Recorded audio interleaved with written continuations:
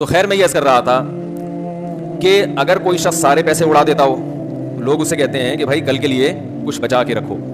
آپ نے دیکھا ہوگا سائن بورڈ پہ اشتہار ہوتا ہے بینکوں کی طرف سے، روپیہ بچائیے کل کام آئے گا، لکھا ہوتا ہے نا، روپیہ بچائیے کل کام آئے گا. تو کل کی فکر کرنا یہ عقل مند لوگوں کا کام ہے. کتنی فکر یہ بھی میں بتاتا ہوں، اس میں غلو جائز نہیں ہے. صحت کے حوالے سے بھی لوگ بات کرتے ہیں کہ بھائی ابھی تو کھا رہے ہو، برگر بھی کھا رہے ہو، پیپسی بھی پی رہے ہو، کوفتے بھی کھا رہے ہو، سب کچھ کھا رہے ہو، لیکن بیٹا کل یہ نکلے گا سارا، ابھی سے احتیاط کرو. کہتے ہیں نا بچوں کو کہا جاتا ہے دیسی گھی کھایا کرو، اس لیے کہ آج اگر گھی کھا کے جوان ہوئے تو کل بڑھاپے میں یہ گھی کیا ہوگا، کام آئے گا. ابھی سے ڈالڈے پہ پلے تو بڑھاپا کیسے گزرے گا؟ کیا خیال ہے بھائی؟ ہمارے ایک دوست ایک قبلہ حکیم، اللہ تعالیٰ ان کی مغفرت فرمائے، اگر انتقال ہو گیا. دوست تو نہیں، عمر میں زیادہ تھے لیکن محلے میں رہتے تھے، حکیم تھے، بڑی باتیں کرتے تھے. وہ ایک نوجوان ان کے پاس آیا، بہت ہی باریک سا، 15-16 سال اس کی عمر تھی، بالکل ایسے، بلکہ 18 سال عمر تھی، ایسے باریک. ایک تو ہوتا ہے دبلا اور ایک ہوتا ہے باریک. وہ کچھ اللہ معاف فرمائے غلط کاریوں میں لگا ہوا تھا، ناجائز چیزوں میں، جس کی وجہ سے اپنی صحت کافی خراب کر لی تھی اس نے. تو حکیم صاحب اس کو سمجھا رہے تھے کہ بیٹا جب جسم میں قوت ہونی چاہیے، طاقت ہونی چاہیے، اس وقت یہ حال ہے. تو جب بڑھاپا ہوگا، جب طاقت ویسے ہی جسم میں نہیں رہتی، اس وقت کیا ہوگا تمہارا ہے؟ بھائی جوانی کے بعد کمزوری ہے نا، تو جب جوانی میں ہی کمزور ہو تو کمزوری میں کیا حال ہوگا؟ تو مجھے اس بات پر نا ایک قصہ یاد آیا کہ ایک صاحب نے ایک دوا ایجاد کی اور اشتہار کے لیے نا مشہور کرنے کے لیے یہ میسج چلایا کہ ایسی دوا ہے کہ بڑھاپا کبھی نہیں آئے گا. دیکھیں اپنی چیز کو ایڈورٹائز کرنے کے لیے ایک اصول یہ ہے کہ آپ کوئی ایسا کام کریں جو دوسرا نہیں کر رہا، تو آپ کی بات مارکیٹ میں پھیل جائے گی. سب ایک طرف جا رہے ہیں تو آپ کوئی نیا فرقہ لانچ کریں، نئی نئی باتیں مارکیٹ میں لا کے پھینکتے رہیں آپ، تو آپ بہت جلدی مشہور ہو جائیں گے اور چند لوگ بھی آپ کے پیچھے چل پڑیں گے. تو وہ اس نے دوا کہا کہ ایسی دوا ہے کہ میں قرآن پہ ہاتھ رکھ کے قسم اٹھا سکتا ہوں کہ بڑھاپا قریب نہیں آئے گا.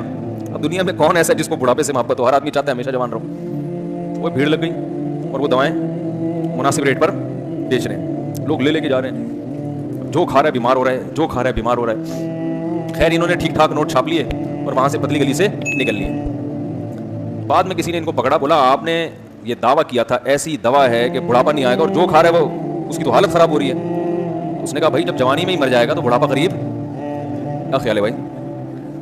بھائی جب جوانی میں ہی مر جائے گا تو بڑھاپا قریب بھی نہیں آئے گا، جوانی میں مار دے گی یہ دوا اس کو.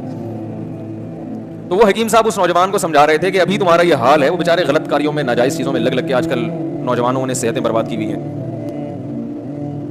تو وہ انہوں نے کہا کہ ابھی یہ حال ہے تو بیٹا بڑھاپے میں کیا ہوگا؟ یعنی ظاہر ہے بڑھاپا تو پھر آئے گا ہی نہیں. دیکھ لیں بیچاروں کی حالتیں کیا کیا چل رہی ہیں، صحتیں ہی ختم ہو گئی ہیں. کچھ والدین نے ظلم کیا اولاد کے اوپر، ان کو الٹی سیدھی چیزیں کھلا کے. آج کے بچے دیسی گھی نہیں کھاتے، ان کو دیسی گھی سے بدبو آتی ہے، حالانکہ دیسی گھی میں اللہ نے خوشبو رکھی ہے، اس کی خوشبو پہ تو وہ بکتا ہے. بھینس کے دودھ میں، گائے کے دودھ میں اللہ نے خوشبو رکھی ہے، وہ خوشبو آج کل بچوں کو بدبو لگ رہی ہے، الٹے دماغ چل رہے ہیں. خیر تو عقل مند وہ سمجھا جاتا ہے جو آج فکر کرے کل کی. ایسا ہی ہے نا، تو بچوں کو کہا جاتا ہے بیٹا آج کھاؤ، جو جوانی میں کھا لیا وہ کام کب آئے گا؟ کیونکہ بڑھاپے میں نہیں کھایا جائے گا پھر، اور زیادہ کھاؤ گے تو نقصان بھی ہوگا. آج کھا لیا تو کام کب آئے گا؟ کل آئے گا. تو اتنی بات تو پوری دنیا میں سب مانتے ہیں، اس پر ساری دنیا کے عقل مندوں کا اتفاق ہے کہ کل کی فکر کرنا عقل مند لوگوں کا کام ہے، اور بے وقوف آدمی آج ہی سب کچھ حاصل کر لیتا ہے، آئندہ آنے والے کل کی فکر نہیں کرتا. لوگ بیٹیوں کی شادیاں کیوں کرتے ہیں؟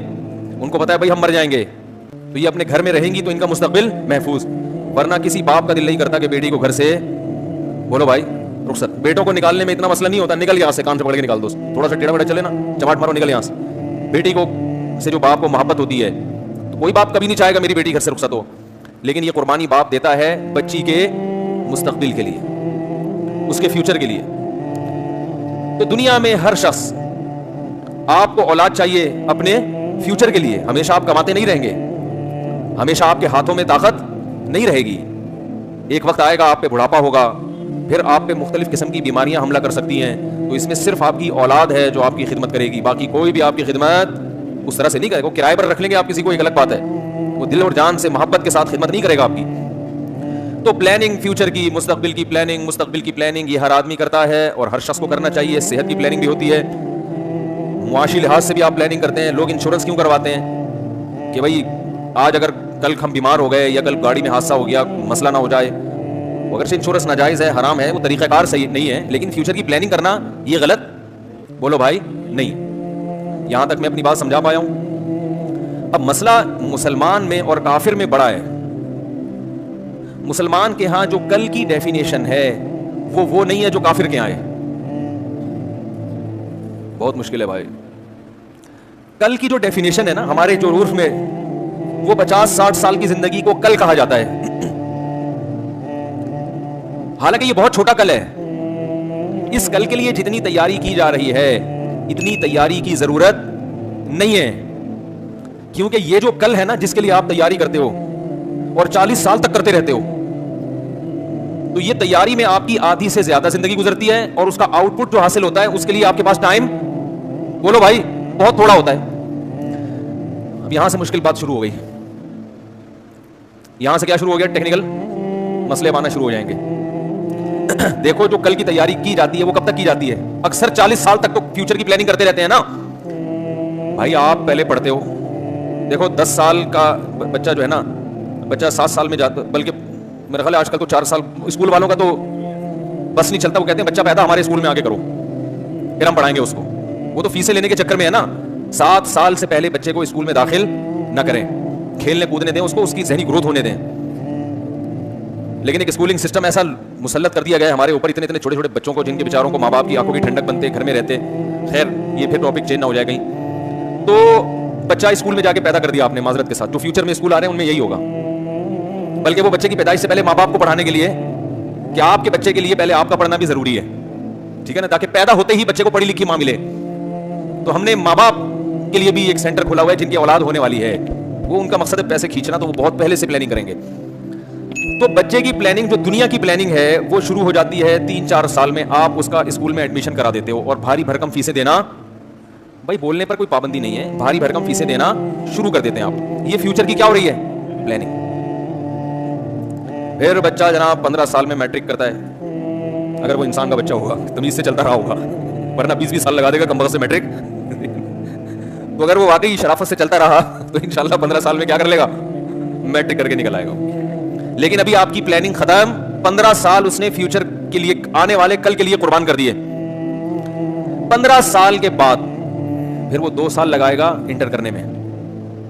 یہ انٹر میں جو ٹائم لگا رہا ہے, صبح شام کتابیں پڑھ رہا ہے, کوچنگ سینٹر بھی جا رہا ہے, صبح کالج جا رہا ہے, یہ آج کے لیے کر رہا ہے یا کل کے لیے؟ بولو بھائی کل کے لیے. یہ ساری قربانی. صبح صبح اٹھے گا, نماز کے لیے اٹھے نہ اٹھے, کالج کے لیے اٹھ جائے گا, پھر پڑھے گا, پھر امتحانوں میں 2 مہینے کی الگ ٹینشن. ہمیں یاد ہے امتحان کے دن کیسے ہوتے ہیں, ایک اچھی خاصی ٹینشن ہوتی ہے انسان پر. درمیان میں کچھ تفریح بھی کرے گا, سواد مردان چلا جائے گا 1-2 مہینے کے لیے, لیکن جو زیادہ تر ٹائم ہے اس کا وہ ٹینشن میں گزرے گا. ایک فکر کے رزلٹ نہیں آیا, پتہ نہیں نمبر کیسے آئے. انٹر کے بعد یعنی یہ کتنے ہو گئے؟ 12 سال ہو گئے, اور بچے کی عمر ہو گئی 17 سال. انسان کے بچے کی بات کر رہا ہوں, یہ پہلے بتا دوں. 17 سال میں وہ کیا کرتا ہے؟ انٹر کرے. ابھی فیوچر کی پلاننگ جاری ہے. پھر اس کے بعد وہ BCom کرے گا یا BSc کرے گا یا BA کرے گا, بیچلر بنے گا. پھر اس کے بعد 4 سال یونیورسٹی میں گزارے گا یا کچھ بھی کرے گا. بہرحال 18-20 سال اس کے لگ گئے فیوچر کی پلاننگ. 20 سال کے بعد جا کے اس کو ایسی جاب ملتی ہے جو اچھی نہیں ہوتی, لیکن وہ اس لیے اس جاب کو قبول کرتا ہے کہ اس کے ذریعے مجھے اچھی جاب فیوچر میں بولو بھائی مل سکتی ہے. مجھے مستقبل میں, یہ میں قرآن و حدیث پر بیان کر رہا ہوں. لوگ کہتے ہیں قرآن حدیث, وہ جو میں نے آیت پڑھی ہے نا, کل کی تیاری کرو, اس آیت کا مطلب آپ کو سمجھا رہا ہوں میں. ایک صاحب مجھے کہنے لگے آپ نے پورا بیان کیا, کوئی قرآن کی آیت کوئی حدیث. میں نے کہا پورے بیان میں کوئی ایک بات قرآن و سنت کے خلاف ملی ہے؟ ایک آیت ہو اس کی تشریح میں 1.5 گھنٹہ لگ جائے, یہ زیادہ بہتر ہے کہ درجنوں آیتیں ہوں اور سمجھ میں ایک بھی نہ آئے. تو تشریح تو انسان اپنے ہی انداز سے کرتا ہے نا. کیا خیال ہے بھائی؟ ہر زمانے کے لحاظ سے اس کی تشریح اسی زمانے کے حساب سے کی جائے گی جس زمانے میں آپ ہیں. تو میں یہ کر رہا تھا کہ 18-20 سال کے بعد وہ جاب کے قابل ہوتا ہے, اور جاب میں وہ سستی جاب بھی برداشت کر لیتا ہے. مثال کے طور پر ایک شخص کمیشن آفیسر بھرتی ہوگی آرمی میں, تو شروع میں تھوڑی اس کے پھول لگ جائیں گے. 2 سال ٹریننگ میں اس کا اچھی طرح جوس نکالا جائے گا. وہ یہ سب برداشت کرے گا کس کے لیے؟ بولو بھائی فیوچر کے لیے. ایک بات آپ کو درمیان میں جملہ مترجہ کے طور پہ کہہ رہا ہوں, اور یہ ایسی بات ہے جس پر مجھے بوٹ پالش کے تانے دیے جاتے ہیں. یہ جو ہمارے یہاں کہا جاتا ہے نا فوج سب سے زیادہ عیاش ہے, یہ بالکل غلط ہے. عیاشی کا ریشو فوج میں سب سے بولو بھائی کم ہے. یقین نہ آئے تو فوج میں بھرتی ہو کے دیکھ لیں. سمجھ رہے ہیں؟ میں نے ٹریننگ کے دوران بہت سے فوجیوں کو بھاگتے ہوئے دیکھا ہے. بھاگتے سے مراد ٹریننگ سے بھاگتے ہوئے کہ ہم یہ جاب نہیں کر سکتے. ہمارے اپنے رشتے دار ہیں, بعض رشتے دار جو فوج میں گئے اور موٹے موٹے آنسو سے روتے تھے وہ, اور ایک تھے جن کا سلیکشن نہیں ہوا. اس وقت تو روئے, بعد میں انہوں نے کہا اچھا ہوا نہیں ہوا, کیونکہ پھر جو انہوں نے روٹین دیکھی. تو یہ جو بیٹھ کے تبصرے کرنا ہے نا, یہ بہت آسان ہے کسی بھی شو. میں نہیں کہہ رہا کہ فوج دودھ سے دھلی ہوئی ہے, درجنوں خامیاں ہوں گی فوج میں, لیکن یہ جو ہمارے ایک ذہن بنایا گیا ہے کہ فوج میں عیاشی ہے, عیاشی ہے ہوگی عیاشی, لیکن باقی تمام شعبوں میں سب سے کم ہے. آپ تھوڑا سا جا کے ذرا دیکھ لیں فوجیوں کی زندگی, تو آپ کیمپنگ جو کرتے ہیں, جنگلوں میں رہتے ہیں, آپ نیوی میں جا کے دیکھیں. آپ جو ہمارے جو فوجی جوان پاکستان نیوی میں جو سمندروں میں رہتے ہیں, ہر وقت الٹی کی گولیاں ساتھ ہوتی ہیں, ہر وقت ہے الٹیاں. سمندر کی زندگی ایک بہت بڑی ٹینشن ہے, بہت بڑی ٹینشن ہے. پاکستان نیوی کا تو کام ہی سمندر میں رہنا ہے.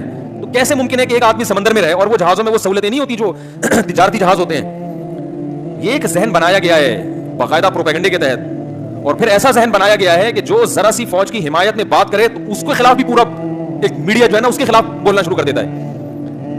آپ جب تک کسی چیز کی خود گھس کے تحقیق نہ کریں, اس کے بارے میں آپ کو کمنٹس کرنے کی اجازت نہیں ہے. واٹس ایپ, فیس بک, اخباروں کی تحریریں یہ ریسرچ نہیں ہوتی. کسی شعبے میں جائیں, آپ کو کوئی آفیسر لگتا ہے نا کہ وہ عیاش ہے, تو آپ جائیں ذرا اس کے ساتھ کچھ دن گزاریں, اس کے ساتھ کچھ دن آپ گزاریں, تو آپ کو پتا چلے گا کہ, اور پھر آپ کسی اسی لیول کے گورنمنٹ کے کسی دوسرے آفیسر کے ساتھ ٹائم گزاریں, تو آپ کو دونوں کی عیاشی میں فوج کا ایک 18 گریڈ کا یا 20ویں گریڈ کا آفیسر اس کے ساتھ ٹائم گزاریں, اور یہ بھی دیکھیں کہ کیا پاپڑ بیلنے کے بعد یہ یہاں تک پہنچا ہے, اور وہی 20ویں گریڈ کا کوئی دوسرا گورنمنٹ آفیسر ہو, آپ اس کے ساتھ ٹائم گزاریں, تو آپ کو دونوں کے لائف اسٹائل میں زمین آسمان کا فرق معلوم ہوگا. سمجھ میں آ رہی ہے بات؟ زمین آسمان کا فرق پتا چلے گا آپ. خیر, تو میں یہ کر رہا تھا کہ آپ نے فیوچر کے لیے جاب ملی, آپ کو کم پیسوں کی جاب پہ آپ گزارا کرتے ہیں, کیا سوچ کے کہ یار تجربہ تو ہو پہلے, آہستہ آہستہ انشاءاللہ ہم کیا کریں گے, ترقی کریں گے. ترقی کرتے کرتے پھر آپ جب 30-35 سال کے جا کے ہوتے ہیں تو آپ کو اچھی جاب ملتی ہے. تو 30-35 سال آپ نے فیوچر کی پلاننگ میں, اب رہ کتنے گئے, کوئی 35 سال زیادہ زیادہ رہ گئے ہیں نا ابھی زندگی کے. سمجھو بھائی بات کو, اب کتنے سال رہ گئے, 35 سال. تو اب آپ کو صبر کر کے بیٹھ جانا چاہیے تھا کہ 35 سال میں نے اپنے کھپا دیے اگلے 35 سالوں کے لیے. بھائی قبرستان میں آپ جا کے دیکھیں تو 60 سے 70 کے درمیان ہی آپ کو عمریں لوگوں کی نظر آئیں گی قبرستان میں. تو اس کا مطلب ہے آپ یہ فرض کر لیں کہ 70 میں میں دنیا سے بولو نا بھائی چلا جاؤں گا, یہ تسلی کر کے بیٹھ جائیں, اس سے زیادہ فری ہونے کی ضرورت نہیں ہے. گریوی ہے, اگر بائی چانس بچ گئے تو بچ گئے, لیکن وہ بچنے کے بعد اس قابل نہیں ہوتا کہ وہ لائف کو انجوائے کر سکے. 70 سال کے بعد تو کوئی بہت ہی جبلا حکیم صاحبوں کو کچھ مشتے کھائے ہوئے ہوں تو وہ ایک الگ بات ہے, لیکن ڈاکٹر نہیں بچتے 70 کے بعد, تو عام آدمی کہاں سے بچے گا. بچ جائے تو پھر وہ بیچارہ اس قابل نہیں ہوتا کہ وہ جو اس نے ماضی میں فیوچر کی پلاننگ کی اس پلاننگ سے فائدہ اٹھا سکے. اس نے اگر ماضی میں پلاننگ کر کے شوگر ملیں لگا لی تو وہ چینی خود نہیں کھا سکتا. صحیح ہے نا, اس کو شوگر ہوگی, اس کو بلڈ پریشر ہوگا, پتہ نہیں کیا کیا بیماریاں ہوں گی اس کو. تو میں یہ کر رہا ہوں, دیکھو یہ آدھی زندگی اس نے لگا دی فیوچر کی پلاننگ میں, لیکن ابھی اس کی پلاننگ ختم نہیں ہوئی ہے. میں نے کوئی ایسا شخص نہیں دیکھا جو 35 سال میں فیوچر کی پلاننگ نہ کر رہا ہو. کوئی آپ نے دیکھا ہو تو مجھے بتائیں, عجائب گھر میں رکھوائیں گے انشاءاللہ اس کو ہم, کہ یہ 35 سال میں اس کی جو تنخواہ ہے اس پہ یہ صبر کر کے بیٹھ گیا ہے, اور یہ کہہ رہا ہے میرے پاس اب کھانے پینے کا بہت ہے اور اللہ کا دیا میرے پاس بہت کچھ ہے, اب میں مزید فیوچر کی پلاننگ نہیں کروں گا. اب یہ 35 سال تک جو میں نے محنت کی ہے, اب میں اگلے 35 سال بس اس محنت کا پھل کھاؤں گا. ہے بتاؤ دنیا میں کوئی ایسا؟ کیا ہو گیا بھائی, کوئی ہے نہیں؟ تو ابھی عجائب گھر میں ہمارے ہاں جگہ خالی ہے. عجائب گھر ہم نے دیکھا تھا, میری عمر 18 سال ہوگی تو میں پاکستان کراچی کا عجائب گھر دیکھنے گیا تھا. تو وہ عجائب گھر خود ایک عجائب گھر ہے. اس عجائب گھر کو بھی کہاں رکھ دینا چاہیے, عجائب گھر میں. کچھ ایسی چیزیں ہیں جو خود عجائب گھر میں رکھنے کے قابل ہیں. تو خیر, لیکن ہوتا یہ ہے کہ 35 سال میں انسان حقیقت میں پلاننگ شروع کرتا ہے. اب کیا کرتا ہے, اب تو وہ کہتا ہے اب میں نے کمانا شروع کیا ہے, اب میں مستقبل کے لیے بچانا شروع کروں گا.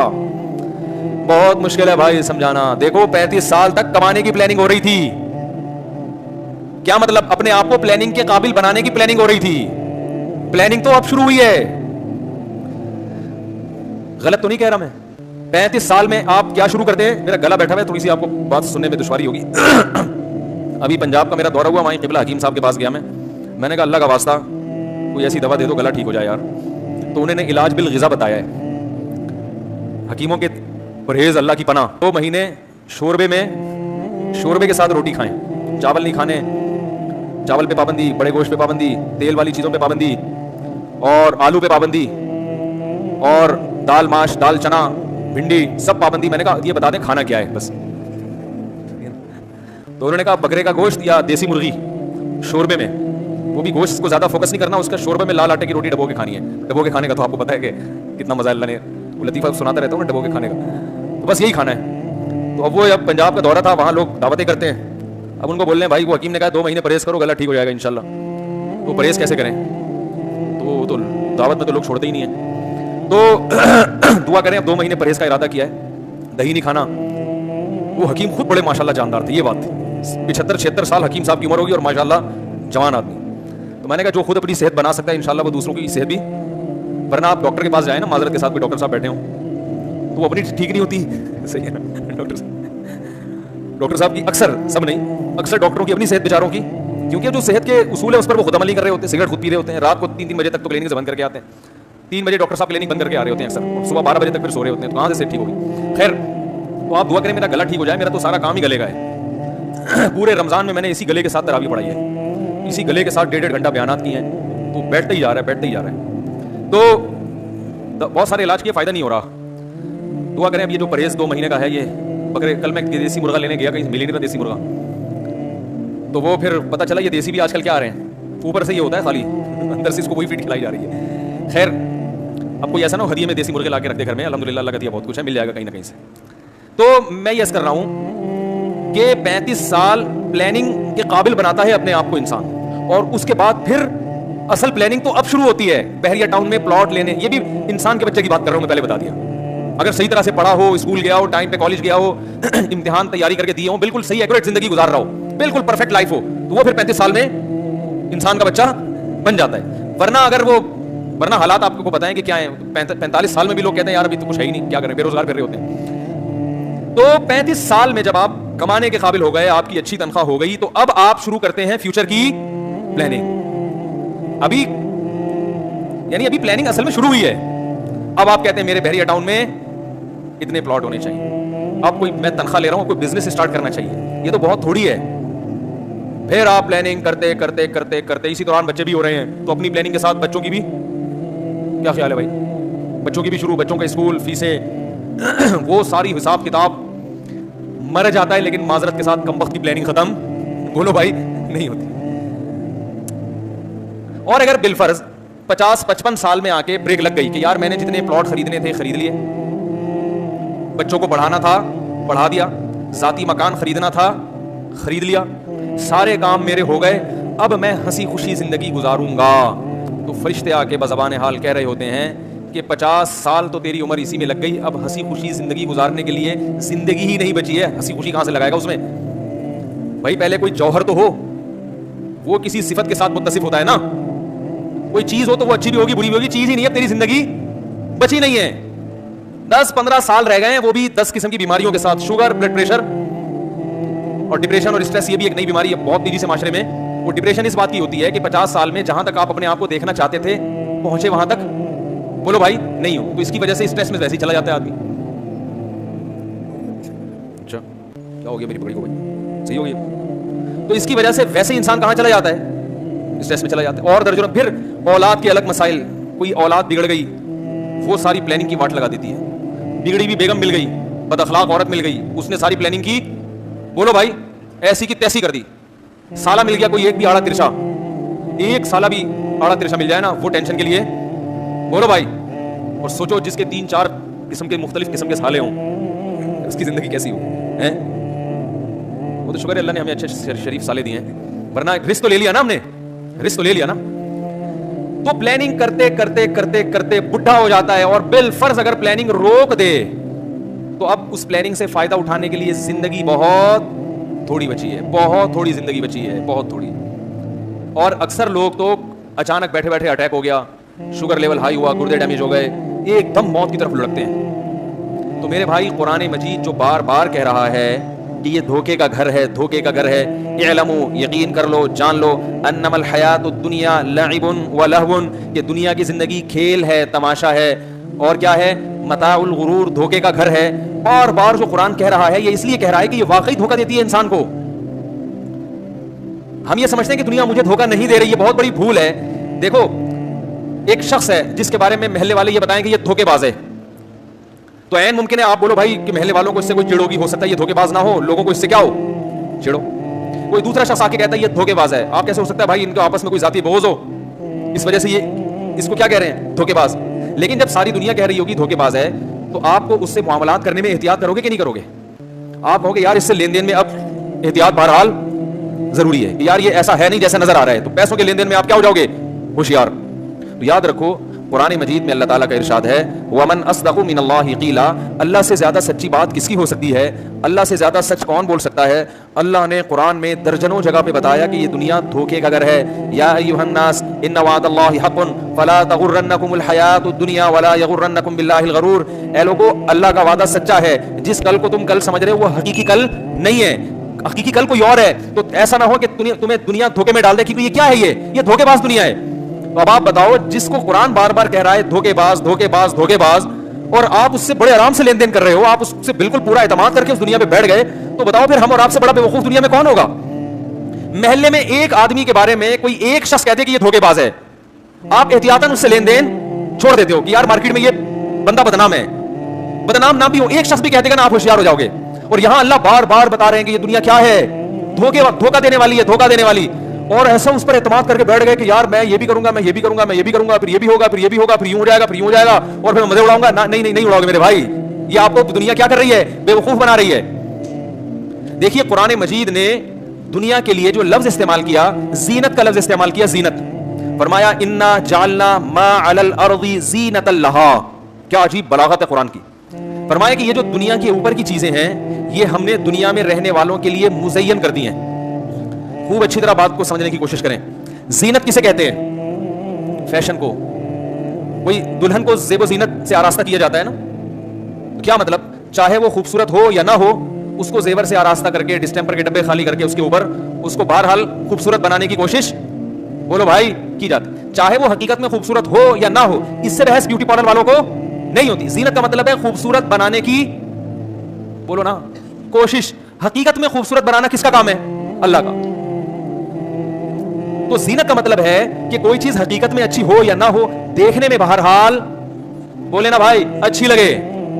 تو ہر انسان, مرد بھی زینت اختیار کرتے ہیں, عورتیں بھی زینت اختیار کرتی ہیں, اپنی چیزوں کو بھی مزین کیا جاتا ہے. آپ نے دیکھا ہوگا جو گاؤں دیہاتوں کے لوگ ہیں وہ اپنی سائیکلوں پہ کیسے ٹیپ چڑھاتے ہیں نا, سائیکلوں پہ کیا ٹیپ چڑھا کے نیلی پیلی پٹیاں اور ایسے اس کو چمک چھلو بنایا ہوا ہوتا ہے سائیکل کو.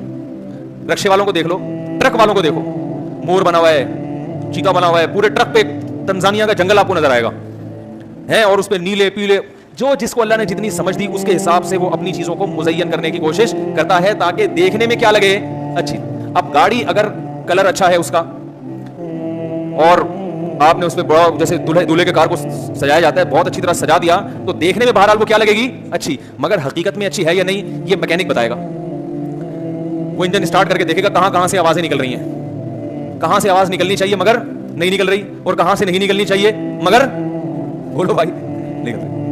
میں نے اپنی گاڑی دی کسی میکینک کو, میں نے بولا یہ عجیب سی ایک جگہ سے آواز آ رہی ہے. اس میکینک کے سمجھ میں نہیں آیا, اس نے وہ والی آواز بند نہیں کی جہاں سے آواز آ رہی تھی, جو مجھے بھی پتا تھا یہ دروازہ ہل رہا ہے, وہ آواز کیا کر دی اس نے, بند کر دی.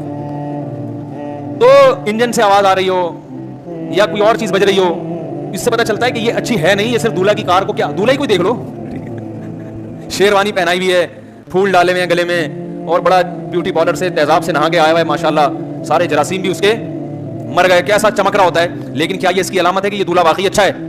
بھائی اچھا لگ رہا ہے یا نہیں ہے, یہ تو دلہن بتائے گی 6-7 مہینے کے بعد. جب وہ عدالت میں کھلا لینے کے لیے گئی بھی ہوگی تو پتہ چلے گا کہ یہ اچھا تھا بھی, یا بولو نا بھائی, اچھا تھا یا نہیں تھا. تو زینت کا مطلب ہوتا ہے کسی چیز کو آراستہ کر دینا. تو اللہ نے قرآن میں کہا انا جعلنا ما علی الارض, زمین کے اوپر جو کچھ ہے یہ ہم نے آراستہ کر دیا ہے, دیکھنے والوں کو اچھا لگتا ہے. اچھا ہے نہیں, یہ لگے گا بہت اچھا, لیکن اتنا اچھا ہے نہیں جتنا اچھا لگ رہا ہے تمہیں. کتنی بڑی حقیقت اللہ نے بیان کر دی. تو اب ہم کیا کریں, اللہ اگر اچھا لگ رہا ہے لیکن ہے نہیں تو ہم کریں کیا, پھر چھوڑ دیں اس کو. بھائی سوال پیدا ہوتا ہے جب اچھا لگ تو رہا ہے نا, بہرحال اب کیا کریں, ہم تو جو چیز ہمیں لگے گی ہم تو اسی پر عمل کریں گے نا. بھائی گاڑی اوپر سے بھی تو دیکھی جاتی ہے نا, اچھی لگ رہی ہے کہ نہیں لگ رہی. تو یا اللہ ہم کیا کریں, چھوڑ دیں اس دنیا کو. اللہ نے فرمایا نہ چھوڑو نہیں, میں نے اچھا لگایا اس لیے ہے کہ تاکہ تم اس کو حاصل کرو, لیکن بتا دیا کہ یہ اچھی ہے نہیں اتنی, لہذا اس کو دل دینے کی کوشش, بولو نا بھائی, نہیں کرو. اتنی اچھی نہیں ہے کہ دل پکڑا دو اس کو. कोई औरत बहुत खूबसूरत जेवर पहन के आई, बड़ा अच्छा डिस्टेम्पर किया उसने। डिस्टेम्पर इसलिए कि आजकल मेकअप नहीं होता, मेकअप के दौर वो पुराने जमाने का जमाना था जब मेकअप होता था। अब डिस्टेम्पर के पूरे पूरे डब्बे खाली होते हैं, हकीकत बता रहा हूँ। सुना है हमने, यही है, मैंने कभी ब्यूटी पार्लर जाके देखा नहीं, लेकिन सुना है कि बिल्कुल कलर चेंज हो जाता है। तो दूल्हे के भी डिस्टेम्पर लग रहा है अब तो, ब्यूटी पार्लर में दूल्हा जा रहा है, ब्लैक कलर का दूल्हा व्हाइट होकर निकल रहा है, हकीकत है। आप देखो, आप हैरान, यार तुम तो अंधेरे में नजर ही नहीं आते थे, हैं? अब तुम रोशनी में नजर नहीं आ रहे, इतने व्हाइट हो गए। तो वो पता नहीं क्या क्या चीजें आ गई हैं मार्केट में, अल्लाह की पनाह। तो आपको कोई दूल्हा, कोई औरत को कोई बंदा नजर आया जो बड़ी अच्छी ड्रेसिंग और बहुत जबरदस्त ब्यूटी पार्लर से तैयार होकर आया है, या कोई दुल्हन है, आप फौरन उसकी तरफ तबीयत माइल हो गई, लेकिन किसी को पता है कि इसके अखलाक अच्छे नहीं है, ये गत बना देगी, तुम्हारी ऐसी की तैसी कर देगी। तो बाप अपने बेटे को समझाता है ना कि बेटा पहले क्या देखना चाहिए, अखलाक, इसकी शक्ल को मत देखो, शक्ल को मत देखो, ये बर्बाद कर देगी। तो बाप ये नहीं कहता कि ये जो तुम्हें अच्छी लग रही है लगनी नहीं चाहिए, भाई जब जीनत है तो लगेगी अच्छी, मगर अगर आप उसके सिर्फ अच्छे लगने से मुतासिर हो गए तो आपके बेवकूफ और अहमक होने की अलामत होगी। ये बिल्कुल यही हाल इस दुनिया के साथ है। एक और आसान मिसाल दे के बात को